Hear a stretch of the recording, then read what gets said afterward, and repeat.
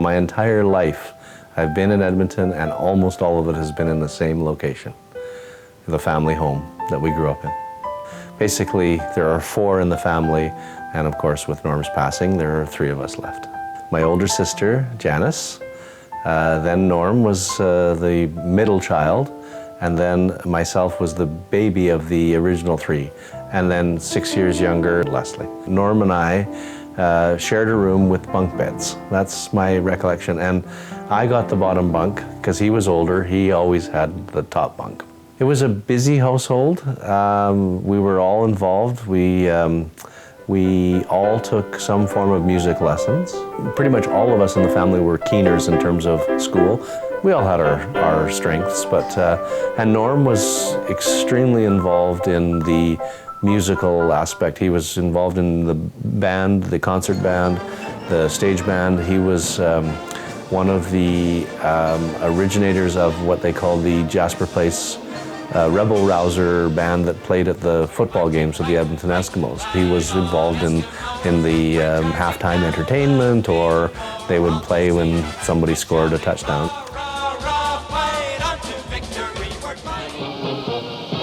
Hi everybody, and away we go with another edition of the Stampede Wrestling Show. Our Saturday afternoons consisted of Stampede Wrestling at 3 o'clock, roller derby at 4 o'clock.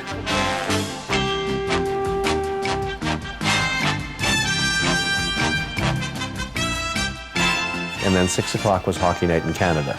We were, especially the nights that Montreal was playing, which was most every Saturday night, we would park ourselves in front of the television, and during the hockey games we would shell peanuts.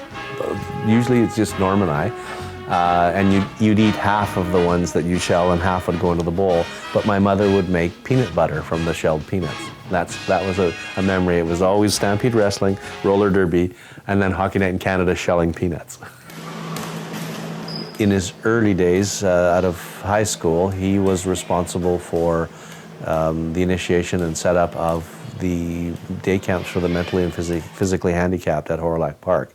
And he was a camp coordinator for a couple of years. When they built the ACT Center at Rundle Park, he became a recreation technician there, and that's where he got involved in wheelchair basketball. He was one of the only and original able-bodied athletes to play at an elite level wheelchair basketball. But he also got involved with the Alberta Northern Lights wheelchair basketball.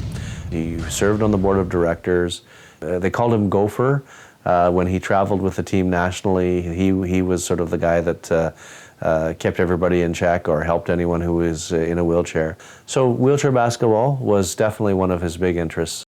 Norm loved sports. I mean, in football, going to the football games was obviously for 38 years. People don't believe me when I tell them this. Norm was very vocal and had an opinion when it came to sports. If the ref called something that he didn't agree upon, he was screaming. He would yell. It was very strange because, for the most part, Norm is very quiet. Not so much quiet. He had an opinion, but he wasn't forceful. But he would explode if there was something that, and I was just blown away at times when I would go to a football game with him and he would lose it. So, but he was usually right. That was him. It's very rare. People don't know that about him. He was always a teacher when I look back. He was always that kind of, that was his personality. Always an entertainer, always a teacher. And that's really, those were the two things that, all through his life were very consistent. In 1990, when Norm went on a teaching exchange to Scotland, he did a production of Fiddler on the Roof, and I think he was just in the chorus. It was a light opera group, and that's definitely where Norm's desire to act, and he brought that back from Scotland, and then got involved immediately with the Horizon Players in Spruce Grove. The first play that I did now with Norm actually and Richard directing was Hansel and Gretel. I was still in high school, and I was a cat, played a cat. Wait a minute! There's Tony Pulaski. Well, at least there's somebody you can talk to. Are you kidding? Tony Pulaski was student body president. Why would he want to speak to me? Life after high school was the first time I met Norm Usiskin. I remember watching Norm in the corner of the room very quietly reading his monologue and coming back almost off book. And I just was absolutely terrified because I saw him and how well he did and thought, oh no, what have I got myself into? In Romeo and Juliet, I played Juliet. Norm was the friar. And so the two characters have a very special relationship. It was a lovely relationship to play with him on stage. I did quite a few shows with Norm. We sang together on stage many times, and we did plays and we did musicals together. He would be the stage manager on some of my shows, or he would be the director. Norm's directing style, ironically, having learned so much from Richard, was very different. His experience and his excellence in teaching gave him those skills to work with us on stage the way that he did, in a very nurturing way. There was a softer, kinder way of getting what he wanted from his actors. Part of that was in his casting. When he directed Avril and I in a show, and it was called The Power and the Glory, and we had to be very dowdy women. Elizabeth and I, right? These two fancy little schmancy girls, and wanted us to, you know, just drab it down. That was a special bond, just the three of us working on that show, because we just laughed the whole time. We had more fun rehearsing for that show than we had had on many other projects, because it was just so silly and so absurd. Avril has been in theatre since she was about 14, I think, and had worked with Norm many, many times. We all went to Vegas for her wedding, and I was her maid of honour, and Norm was her MC. When it came time to start sort of selecting who was going to do what, we just sort of knew. We just knew that it would be Norm. He was just so touched that she asked him to do that for her, and he enjoyed it. Norm's just he's got such a natural, quiet confidence about him. He grabbed the microphone. He said, I can honestly, you know, I've done a lot of shows with Avril, and now I can honestly say I've played in Vegas too. And the room just burst out laughing. He just jumped in with both feet, and if it's something he enjoyed, he just continued, and that's what he did for 20 years. But he did everything properly, he did everything thoroughly. He had lots of fun doing it. But he just had a process in his mind that was just the right thing to do. Our time at the beach in Winnipeg, all of the young cousins would gather around Norm. He would tell stories, he would sing the songs. We still, as adults, recollect all the stories and the campfire songs that Norm went through. Avril and Luigi and our friend Trevor and Luke and Nikki, Stephen and myself and Norm. And we actually call ourselves the Inner Circle, and we get together every so often, the Inner Circle, and we just have dinner together. He was very, in his last few months there, the Inner Circle played a big part in his life. I'm going to say it was April 11th. It was a culmination of 10 days of some issues with not being able to use the washroom. He eventually went to the hospital one night in Stony Plain, and they started probing and taking some x-rays and CAT scans, and they suggested that he include another area of his body in one of the CAT scans.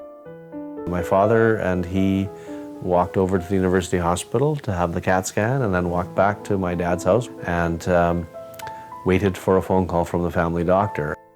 The family doctor phoned him and said, it's confirmed that you have colon cancer and it has spread to your liver and your lungs. And he said, I don't think there's much that they were going to be able to do for him. It was totally out of the blue when the diagnosis came, with really no symptoms. So it's hard. There was really no history in our family of that type of cancer. It was a shock. Let me tell you, it was a shock.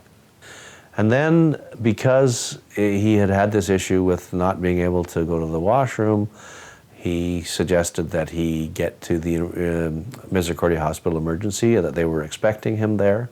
So we, as a family, went, and they took him in. The surgeon was made aware of his situation.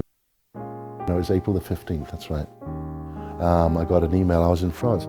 It was Easter, and an email came through, and I read it late at night. He said, I don't even know how to start typing this out, but I have to tell you that I've basically been diagnosed with terminal cancer. And I think I sat up most of the night, and very, very, very early in the morning, I phoned Avril and Luigi, and I said, Norm's in hospital. I just remember sitting in the living room feeling shell-shocked. We got ourselves together and we went to the hospital that day. Our friend Leslie was in town, and so the four of us just sort of rallied together.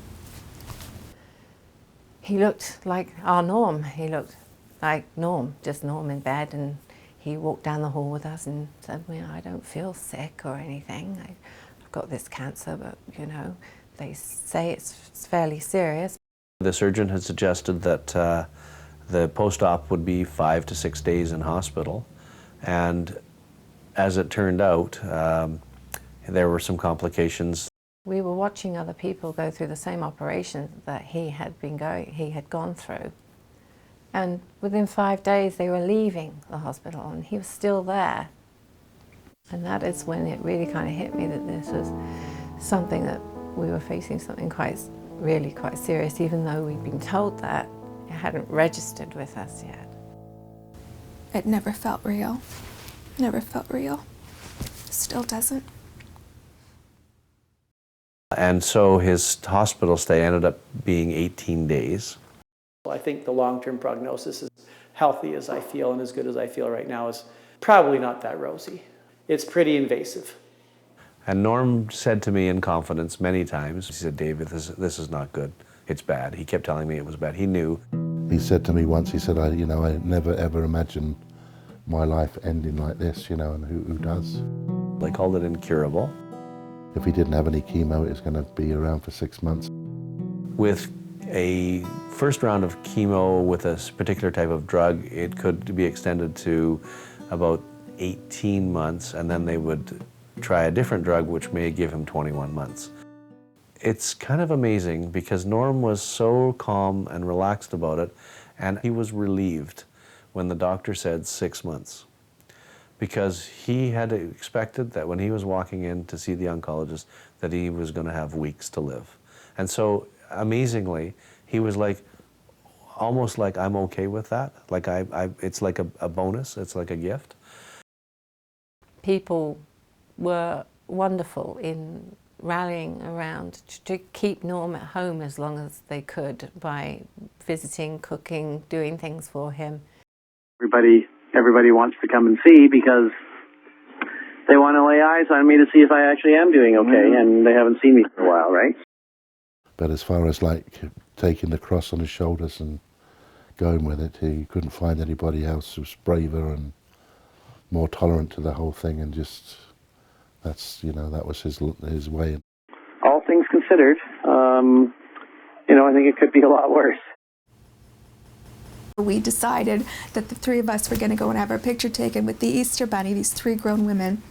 And we brought that picture to Norm, and he laughed, like he just thought it was the craziest thing. We went and cleaned his home with his brother and some other friends, and he had a camera and he could watch us from hospital, so we'd pretend we were drinking all his booze. And like he's scoffing all his food and everything. And then pretend, look, the camera suddenly saw us, and we'd wave at him or something, and he'd send us messages. And he laughed a lot. girls are crazy. So you do things like that because situations where things are serious and you know things aren't going to end well. You know that. So there's no point in dwelling on those kinds of situations, dwelling on that. I don't believe in that. I just, it was about making him smile and making him laugh as much as you can. And when he wasn't in that kind of a mood because he was aching, then you'd rub his leg or you'd rub his feet or you'd...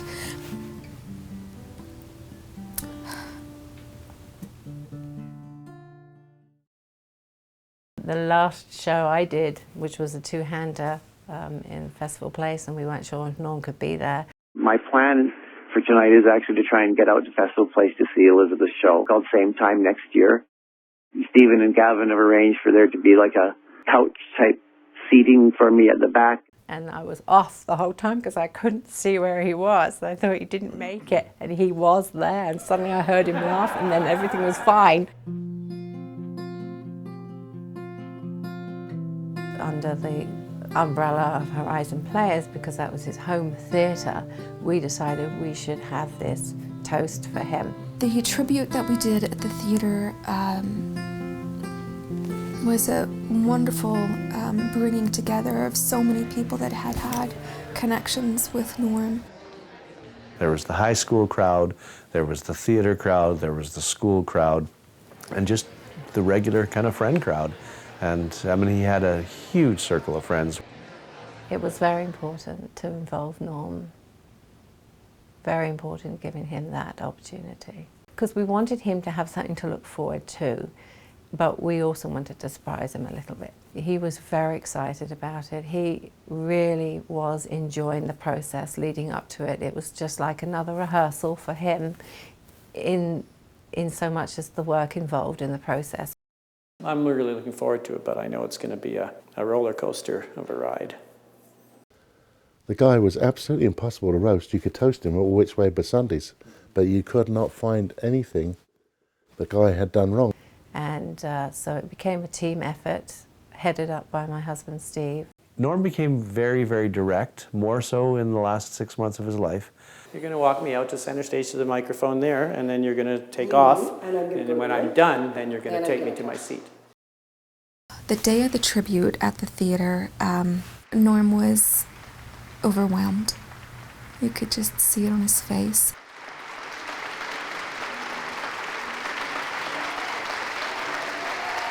He walked out onto the stage and I burst into tears. We'd given him this choice as to whether he wanted to speak himself, do a monologue at the top of the show, and he did. All of his good friends gathered round.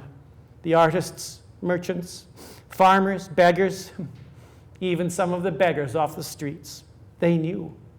They knew of his genius and how special he was, but I wanted to tell them something about Vincent so they would know him like I knew him. Now perhaps I can find some peace. My only hope is that Vincent has finally found the rest that he was so longing for. Life was such a burden to him. Now, as often happens, people will be so full of praise for his talents. Oh, my friends, he was so my own brother.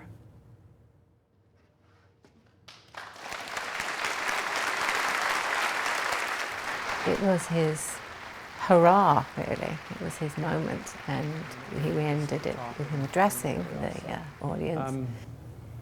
Thank you. Just thank you for being my friends and being here and supporting me in this time. I can't tell you how much I appreciate that. So thank you all.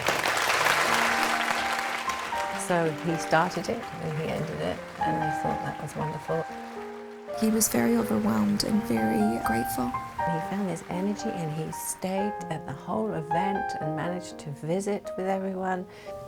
And not only did he sit through it, but afterwards when we all ended up in the foyer, the theatre, he didn't sit. He stood as people came up to him, and he stood so he could hug them and he could talk with them. And we just watched the resilience and the strength that he sort of forced himself to have, willed himself to have. In terms of what he had accomplished in his life. I think that was explained and espoused in that tribute, the Roast and Toast. And I think that was all that he really needed to, it was a sort of an exclamation point on his life, because he was privy to all of the people that really meant a big deal in his life. And at the end of the day, we went to his home, and he was sitting there holding his plaque that was presented by the mayor for his Key of the City, just in Norm typical style, shaking his head in disbelief at how the event had gone. And it couldn't have been more beautiful, really. It was great.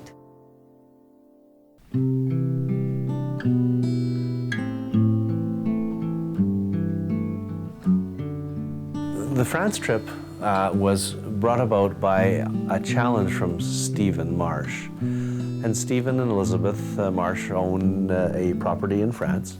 Le Moulin des Rondelles is what they call it. And they've had it for 8 years, and Norm has threatened to go there for 8 years. And we'd always said, "Oh, we can't wait for you to come over to France." And he was, "I can't wait either." This is before he got sick, obviously. One day after his chemo, Stephen noticed Norm was really down. He was just having a really down day. He was just in pain on the couch, and we just said, "There's no way that's going to happen." And on that particular day, when Norm was really down, Stephen said, "I think what you need is some sort of a goal to aspire to. I think that goal should be France." Norm was intrigued. As it turns out, Norm was determined that that would be a great goal and that he wanted to do that. And on Friday, he'd changed the chemo and he'd given her a blood transfusion, and it was just like, wow, this is unbelievable. Norm has come back to us, you know. I am feeling a lot better than I was like a month ago. We've changed one of the chemo drugs, and that seems to have had a pretty positive effect on just overall reaction to things. They had to organise his therapy in order for him to have this window of opportunity to go away. We knew it was very tight. We knew it wasn't going to be easy. The medical system in France is very, very good. So I'd already briefed the doctor. I'd sent a letter ahead of time. I mean, Stephen was incredible and unrelenting in his drive to make sure that Norm would achieve the goal. I remember explaining to a dear friend of mine, about Norm and everything like that. This friend, he had actually met Norm at a Christmas dinner many years ago and remembered Norm. And immediately he said, well, he paid for 2 first-class tickets for Norm and Dave to go, which made Norm and David in tears for sure, because they thought that was so generous.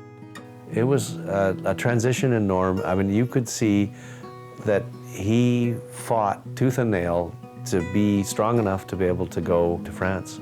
I knew that I was going along in my role as I wanted to be the caregiver, to facilitate whatever Norm wanted and whatever Norm needed. So we went early to the Edmonton International and went to the Air Canada Maple Leaf Lounge.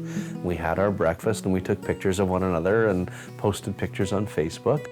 So we arrived in Toronto and we spent an hour in the lounge before we got our Paris flight.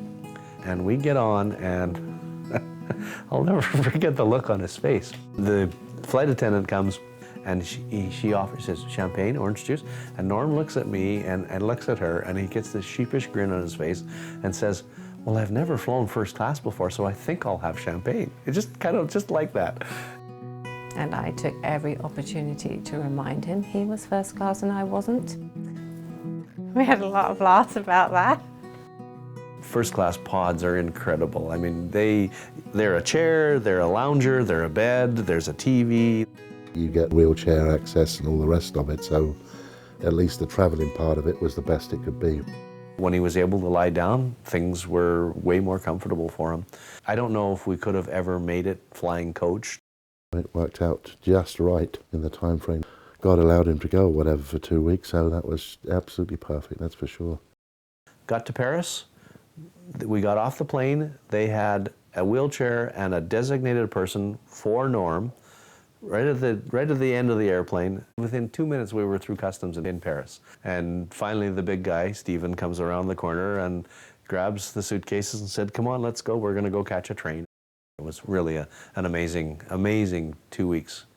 Unbelievable. And Stephen and Elizabeth were incredible hosts. It's, for me, my lifetime memory of having time with Norm, and something that'll stay with me forever. We arrived on the Tuesday. On the Wednesday, we stayed close to Le Moulin, and the local village doctor spent 2 hours with him. And he set up some appointments at the hospital. Norm retained a lot of fluid as a result of his cancer, and he had to be drained about once a week. Thursday, we kind of explored just around Le Moulin and relaxed a little bit. The Friday, we ended up going to the hospital. The doctor decided that Norm's blood was a little bit deficient in iron, so he put him on an iron IV. After 6 hours in the hospital, we went home. Norm was feeling horrible. He spent a bit of time on the couch. We had a bite to eat, and very early in the evening, he said, I'm going up to bed. And I was quite concerned because he had not dropped to those kind of levels before, mentally, physically, just emotionally. Saturday morning, Norm comes down the stairs, and he's just full of vim and vigor. He was ready to go. 10 minutes later, we're all racing up the stairs, changing into clothing, and we were in the car, and away we went. When he was with us out in France, he was really energized, really interested in things. We did so many excursions, and at Norm's pace. Saturday, Sunday, Monday, 3 full days of excursion, touring, museums. We went to both the American and the Canadian cemeteries, which were incredible. He wanted to walk the beach. That was so important to Norm, to walk on Juno Beach, and so he did. And I remember watching him standing. It was beautiful blue sky, and it was a calm day, and he was just standing in the sand looking around, and I was so glad he was there because that was so important to him. Yeah, it was great. The day itself was just amazing because Norm, he barely used the wheelchair that day. He had so much energy. When you're sick or whatever, I said, we have to put you in a wheelchair. I said, there's so much ground to cover here. He said, oh wow, he said, look at me in a wheelchair. God dear. I said, hey, whatever it takes, man. I said, forget the bloody wheelchair. At least you're getting out and about and seeing stuff, and he said, yeah, that's true. Sunday, we got up, Stephen said, well, let's go to Caen and go to the Caen Memorial Museum. And Norm, those first 3 days after the first hospital visit he just amazed me at how much energy he had and how much interest he showed in wanting to do all these things. Like Norm was really good. Like he didn't just sit in his wheelchair. If there was a spot that was like tough to get around, or he had to go all the way around to get the wheelchair access, he would say, oh, forget it. I'll just walk down the stairs or whatever. And we were in the middle of Bayeux Cathedral, and we, had gone around all the altar and this, that, and everything else. And we got to the stairs, and he just got up, and Elizabeth said, wow, it's a miracle. And then we had a couple of relaxing days, and then we took another day where we drove to Honfleur with a marina with all these boats and very colorful painted buildings and very narrow streets. September in France was 20 to 22 degrees every day. It's so peaceful where we are, and he loved that. He was in a place in his life where peace and quiet was good for him. And if he didn't feel up to do anything that day, we didn't. If he wanted to sit in the garden, we sat in the garden. We ate too much ice cream. We laughed lots. Norm in Normandy. We invited Stephen and Elizabeth to come into Paris with us, spend the last day in Paris. It was so quiet because it was Sunday, and so we could wheel him around the streets of Paris without millions of people being everywhere. They have a really good system, like a hop-on, hop-off bus that goes on all around Paris. We spent 2 hours or 3 hours. We just stayed on the bus, and we did all the highlights of Paris. Notre Dame and the Opera House and the Louvre. We just saw everything, and he just took everything in, the Eiffel Tower, the whole works. And that is where one of my most favorite moments of the whole trip happened for me. When I think about the whole of that trip to France, was on the top of this double-decker bus. Norm spotted a little girl standing with her dad, and she was obviously bored, and he waved to her, and she waved back at him and burst into a big smile. He was just giggling away in that Norm giggle that we all love and miss. The thing that hit me most was him connecting with his child, because he was a teacher and he loved children so. And he just got so much joy out of this little girl waving back. That's Norm. That's Norm. And that is what made Norm happy. Towards the end of the holiday, Norm, complained of pains that were different and new. Like I asked him, I said, are these something that you've had before? And he said, no, these are definitely new. There had been a very sharp decline. Yeah, it was apparent that he wasn't doing well. When I returned, Norm had only been home, I think, a couple of days, and he went into hospital. It was pretty much confirmed by the doctors a few days after we got back that the cancer, or the chemo that he had really not done what it was supposed to, and that the tumors were actually growing. In Norm's mind, he had met his goal, and I think there was probably a bit of a letdown or a giving up. He basically didn't leave the cross. He came out for day visits or whatever, but he just went straight in the hospital and never came out. And he spent the last 2 weeks, basically, of his life in the cancer clinic under their supervision and care, not in extreme pain, but the last couple of days became really uncomfortable for him. But on the 2 Sundays prior to his passing, I said, why don't you come over to my father's house and let's watch the football games. And so he was totally gung-ho about that. When people came into town, some aunts came into town to see Norm as well while he was in hospital. So we would wander over to go and see Norm, or we'd bring Norm to the house because he could have an hour or 2 out. And so, we had 2 Sundays in a row where we had football and we had a family dinner. Norm joined us at the table. He didn't eat because he just couldn't. And he visited with us a little bit, but you could tell it was very difficult for Norm that day. And we were chatting a little bit, and then he just needed to go back to the hospital, and that was the last day we saw Norm. I remember coming back and his dad was, really upset. And he had his arm through my arm, and I said, Sid, I just hope to God this doesn't go on much longer. And then we died that night. You can't love someone the way that we all love Norm, the way that I love Norm, and want them to go through that so that you can have more time with them. You just can't. And it was the second Sunday when he took gravely ill and was in the wee early hours of the morning on the Monday after that he passed on the 20th of October. And that was 3 weeks to the day that he returned from France. We lost him. From diagnosis to the time he died was pretty much the 6 months, but an amazing 6 months. Somebody like Norm is he's just good. He was just good. He was just accepting and kind.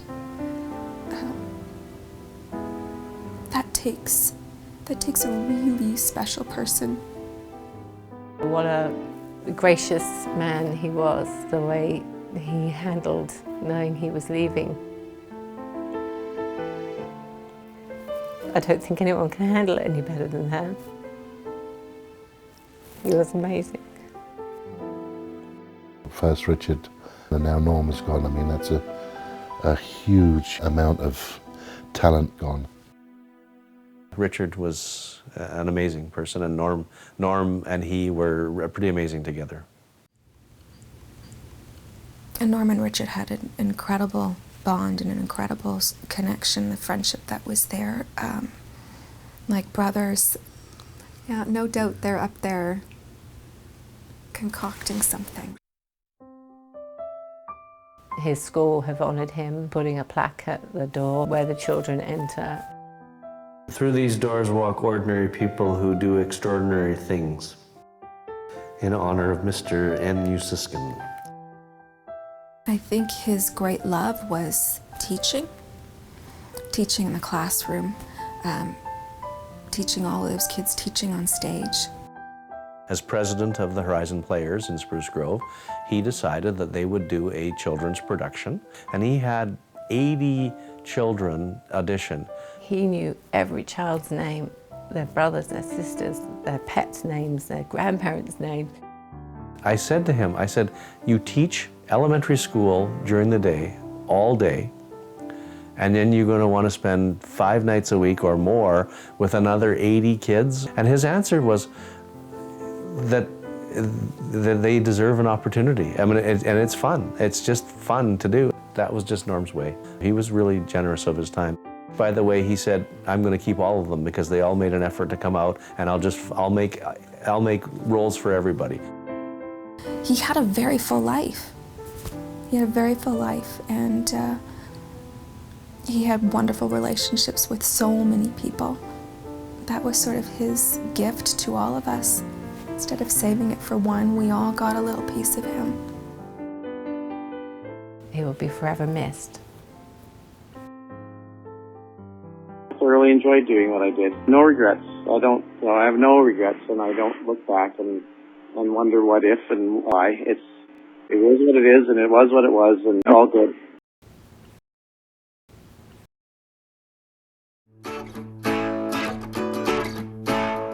You can climb a mountain, you can swim the sea, or find the cure to some disease, and break every record in the book you see, yeah. But who's gonna miss you when you're gone? Who's gonna miss you when you're gone? Did you live it right or did you live it wrong? Who's gonna miss you when you're gone?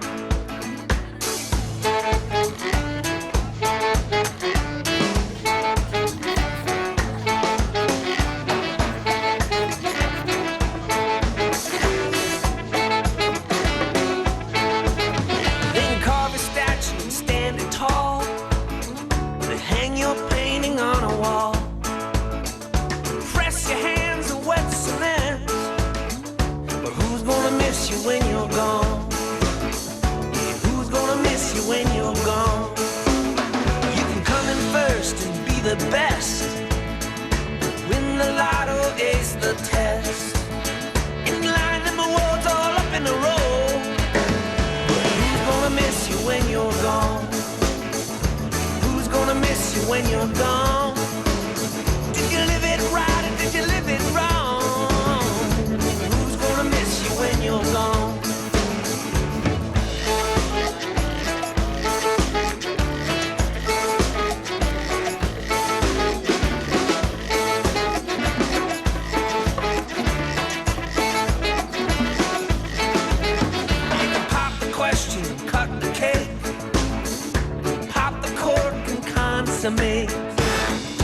Plant yourself a little family tree, yeah.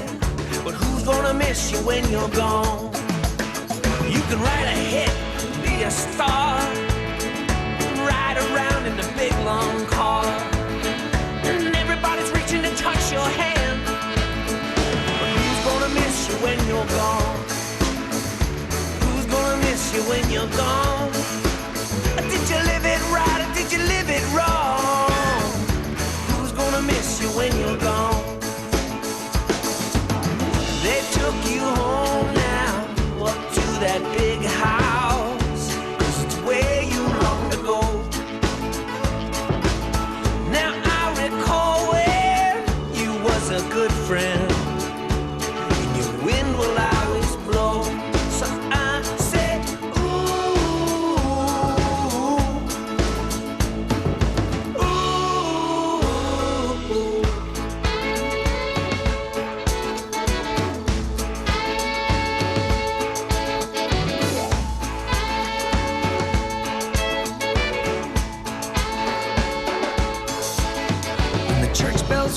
sky turns gray and that big black hearse rolls away and everybody turns to walk away. I'm gonna miss you when you're gone. I'm gonna miss you when you're gone.